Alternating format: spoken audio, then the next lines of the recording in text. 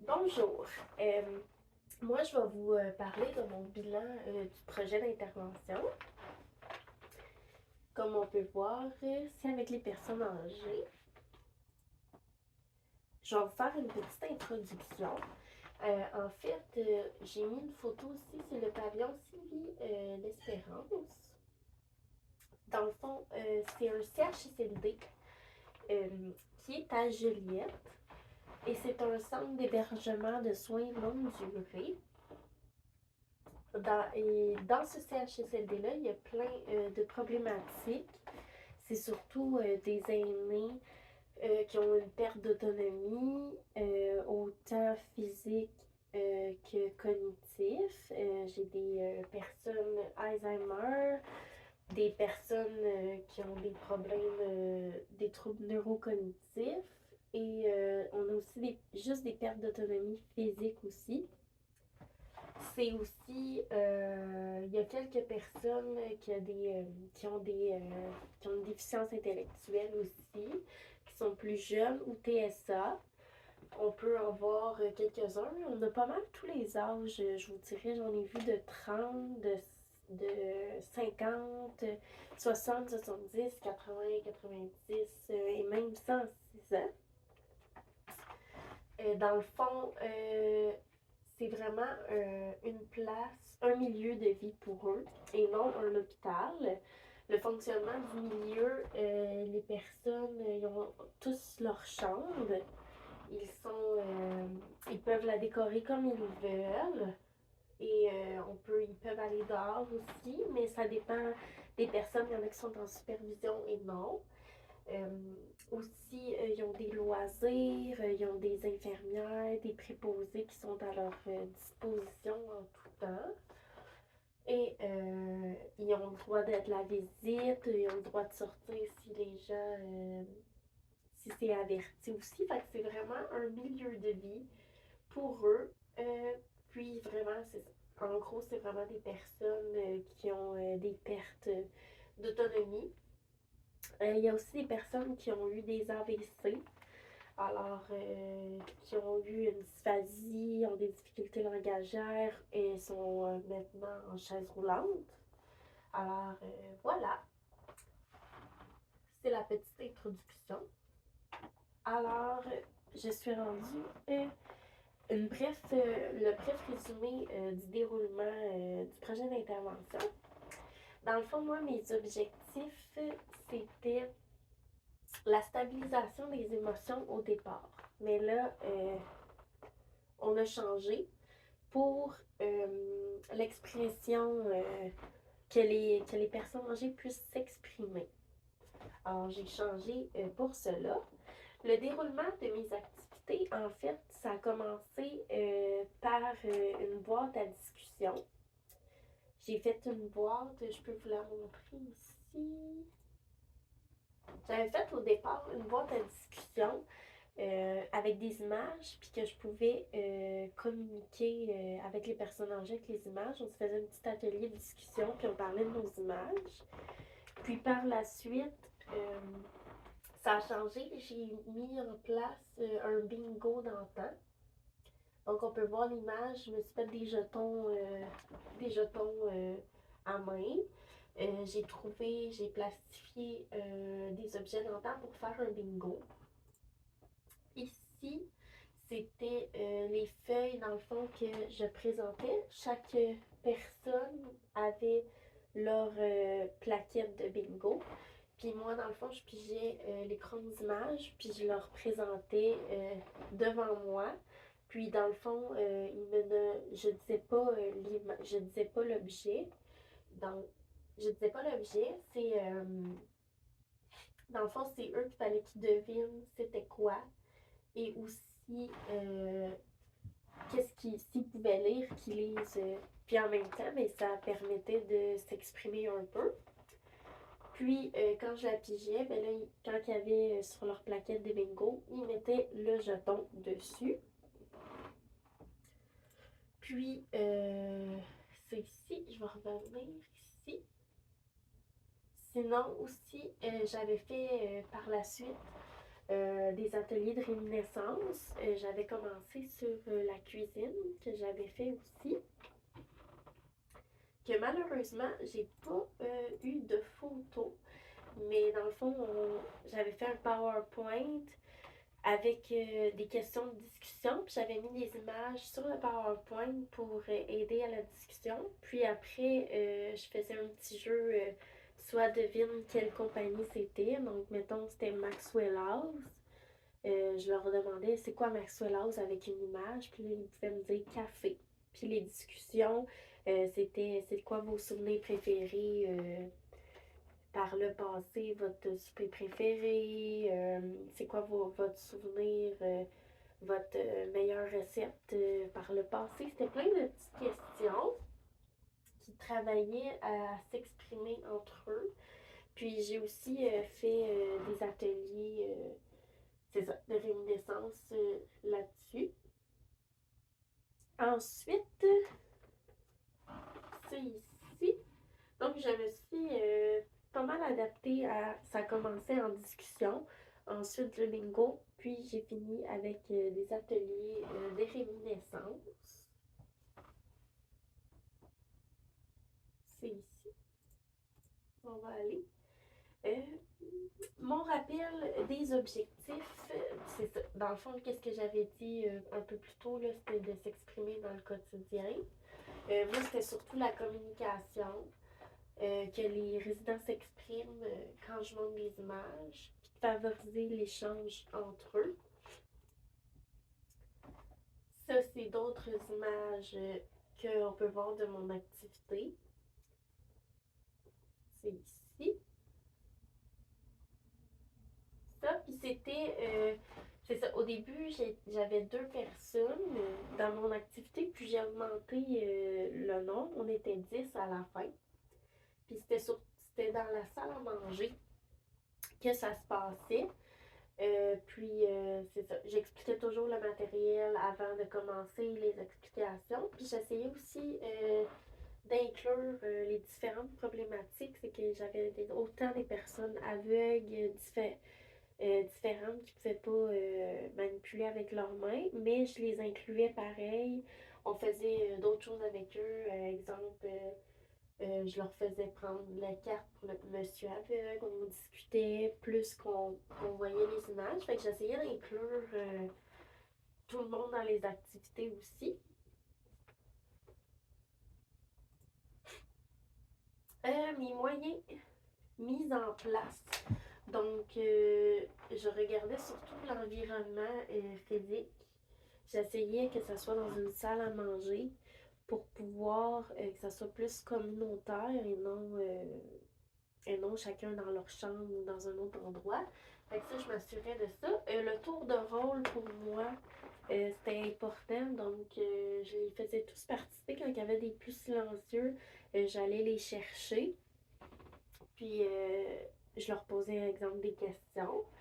Je m'assurais aussi que le son était correct dans les moyens mis en place. Et le bon temps aussi. J'essayais aussi que ça soit dans un temps qu'il n'y avait pas d'activité. Donc, je demandais à la technicienne en loisir si elle était occupée, s'il n'y avait rien pour le moment. Puis, je faisais beaucoup de renforcement positif aussi avec eux. J'essayais de vraiment rendre l'activité, je leur félicitais, bravo pour ta participation, t'es bonne, t'as réussi. Alors, je faisais beaucoup de renforcement positif, puis la projection et les images. Souvent dans mes ateliers de réminiscence, je mettais la projection, je mettais un projecteur pour qu'il y ait des supports visuels, puis je mettais toujours des images. J'ai aussi pu trouver la foire du jeu, qui est dans le fond le département dans l'éducation spécialisée. C'était des recueils d'activités de groupe de réminiscence. Fait que j'ai fait la cuisine, puis j'ai fait plein de petites activités de réminiscence sur la cuisine aussi, le bingo, et c'est là que j'ai trouvé mon idée. Les réactions que j'ai eues. C'est sûr que des fois, l'attention, c'était difficile parce que il y a beaucoup de gens en perte cognitive. Donc, quand que je discutais trop ou qu'il y avait trop de questionnements et de repérage puis de s'exprimer en même temps, ben, c'était difficile d'avoir leur attention.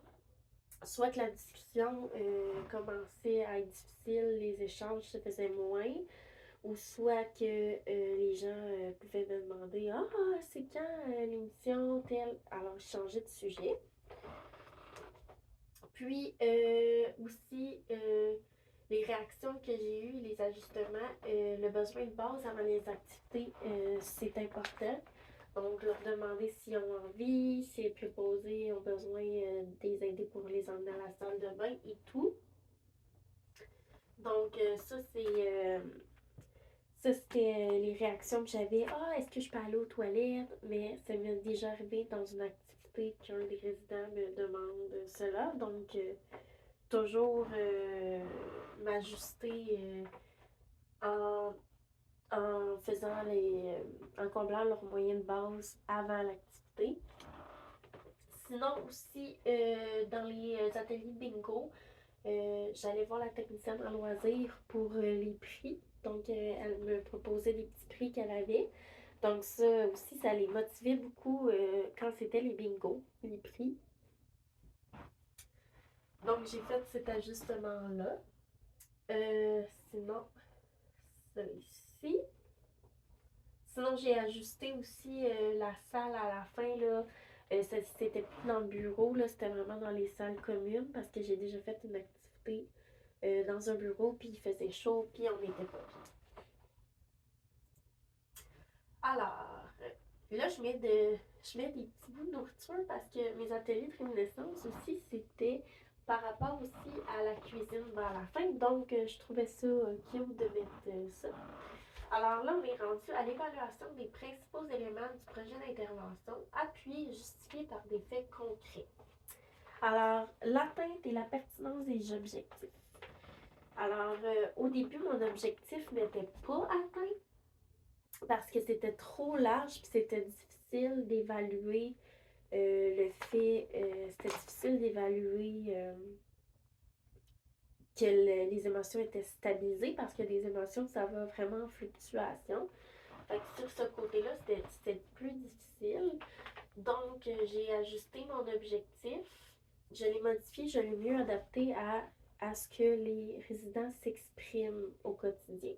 Donc, ça a pu, l'objectif a pu être atteint parce que les résidents s'exprimaient à la fin. Alors, ça ici pour mes objectifs.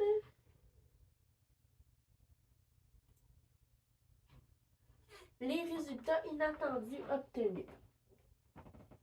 Donc, ça, c'est une image de Sylvie L'Espérance dans l'entrée que j'ai pris en fond d'écran. Donc, j'ai remarqué que le désir de s'exprimer était très important pour eux. Par exemple, à chaque fois, je leur posais des questions et ils répondaient. Tu sais, ils avaient un besoin de s'exprimer parce qu'ils ne s'expriment pas beaucoup au quotidien. Ils n'ont pas beaucoup d'ateliers de discussion. C'est plus au niveau physique ou des. Donc, j'ai remarqué qu'il y avait vraiment un désir de s'exprimer au quotidien. Il y avait aussi un respect vraiment durant les activités avec les aînés. Les aînés, c'est rare que j'ai vu dans les activités qui jugeaient. Au contraire, il y avait tellement hâte de pouvoir faire quelque chose dans leur journée que le respect était vraiment là. Ils m'écoutaient. Comment je pourrais dire, le respect, là, il était vraiment là. J'avais pas de gros mots, j'avais pas de. Tu sais, il voulait embarquer, là, il embarquait, puis il aimait ça, puis. Donc, je pense que ça a été inattendu parce que ça a été vraiment, là, vraiment un grand respect dans toutes les activités que j'ai pu faire avec eux. Puis, les souvenirs, il y a plein de souvenirs aussi qui sont revenus que je connaissais pas des résidents. Par exemple, qui avaient eu une ancienne laveuse que là, il me dit: Ah mon Dieu, j'ai déjà eu ça par le passé, que c'était revenu, des souvenirs qu'il y en a qui vivaient sur leur ferme avant, qu'il y avait des poules, des cochons.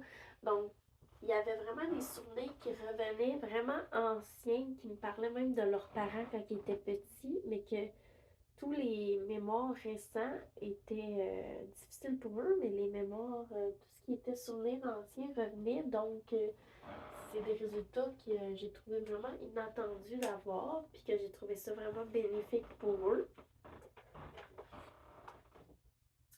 C'est ici. Puis, les points positifs, ben, je trouve aussi que ça a brisé l'isolement. Ils ont pu avoir du plaisir, ça a diminué l'ennui. Ils ont eu aussi l'expression de soi et ça a même travaillé la mémoire. Le côté négatif, ben, c'est pas toujours évident l'expression des émotions quand que les gens ont des difficultés langagières. Donc ça a été plus difficile, le côté négatif. Puis l'éclosion de la COVID aussi qui a fait que j'ai pas pu faire toujours des activités avec eux. Là, donc, c'est ici.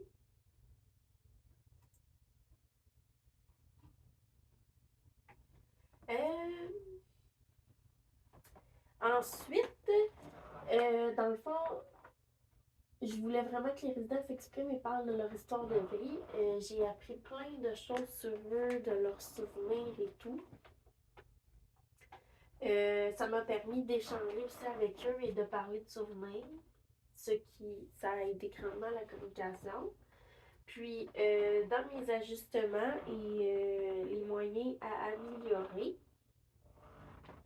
je dirais que je pense que de mettre moins de questions quand on fait des ateliers de réminiscence pour que l'attention soit plus présente. Alors, mettre plus l'échange librement que toujours des questions là, qui demandent beaucoup d'attention.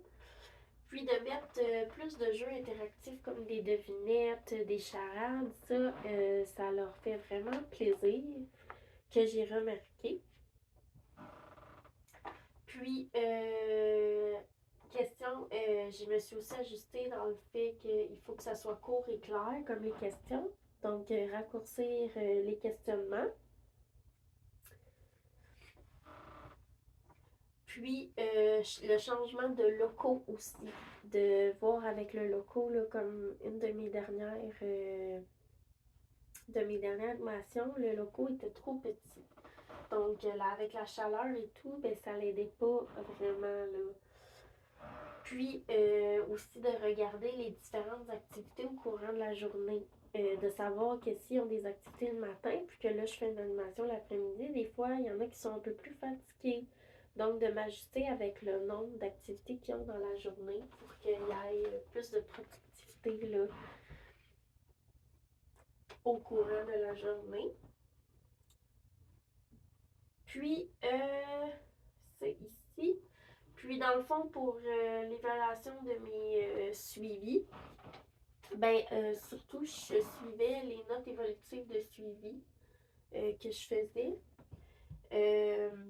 Aussi, c'est ça, je me faisais beaucoup des notes de suivi, d'observation, puis je mettais ça dans un dossier. Donc, mais j'aurais pu faire d'autres outils d'évaluation comme cocher sur une feuille. Donc, il n'y avait pas beaucoup, je trouve, d'outils de suivi dans mon milieu. Mais je pense que à part mes notes évolutives puis mes notes personnelles, j'aurais pu peut-être faire une autre grille d'évaluation. Donc, à ajuster la prochaine fois. Puis, dans le fond, pour mes recommandations, en gros, c'est ça. C'était un petit groupe qui était composé de résidentes qui vivaient des difficultés émotionnelles dues aux pertes cognitives et à la perte d'autonomie. Elle ne s'exprimait pas facilement et avait des sautes d'humeur. Donc, l'objectif, c'est ça, de mon plan d'intervention, de mon projet d'intervention était que mes résidentes puissent s'exprimer au final avec des activités et des ateliers pour s'exprimer, comme le bingo en temps et la réminiscence, puis mes ateliers de discussion. Donc, dans mes considérants, il y avait qu'une de mes résidentes avait une dysphasie, puis que c'était pas toujours facile de communiquer. Puis, il y avait aussi à tenir en compte que le bingo d'antan demandait beaucoup de concentration, ce qui était difficile de s'exprimer en même temps, puis de faire un bingo aussi. Donc, j'ai marqué dans mes recommandations de continuer des ateliers de groupe, parce que c'est vraiment bénéfice pour eux, mais de diminuer les grosses discussions ou les grosses questions. Puis, j'ai marqué aussi d'éveiller les autres sens, par exemple les odeurs, le visuel, le toucher, pour qu'ils puissent se réguler aussi dans les émotions. Puis, c'est une autre forme, je crois, qui pourrait faire du bien aussi quand ils ne peuvent pas toujours s'exprimer. Puis, j'ai dit aussi de montrer plus d'images que de textes à discuter dans les activités. Puis, les images, ça permet de favoriser l'expression, plutôt que de poser des questions aussi. Puis de continuer des ateliers de réminiscence en groupe de façon régulière. J'ai aussi dans mes considérants que je connais, j'ai considéré aussi que je connaissais davantage les résidentes maintenant depuis que j'étais à une seule place. Puis que je peux voir les vrais besoins, étant donné que je suis maintenant j'étais juste dans un CHSLD. J'ai considéré qu'ils n'ont pas toujours les mêmes problématiques, qu'ils aiment se sentir utiles. Ça leur fait du bien souvent. Puis, j'avais une résidente qui avait le sentiment de se faire voler dans sa chambre des objets. Fait que j'ai recommandé de briser l'isolement et d'augmenter le sentiment qu'elle se sente plus utile en faisant par exemple du jardinage ou dans les tâches. Tu sais, des fois, il y a des événements de décoration comme pour Noël, les décors, ben, d'inclure les personnes âgées dans la décoration du CHSLD parce que c'est leur maison aussi. Puis, aussi, j'ai marqué pour le pliage de serviettes aussi. C'est quelque chose qui aime bien, mais qui sait très bien. J'en ai vu une dame qui faisait ça, puis elle aimait bien ça. De miser plus sur des grilles de comportement pour voir les moments déclencheurs dans le CHSLD, les situations.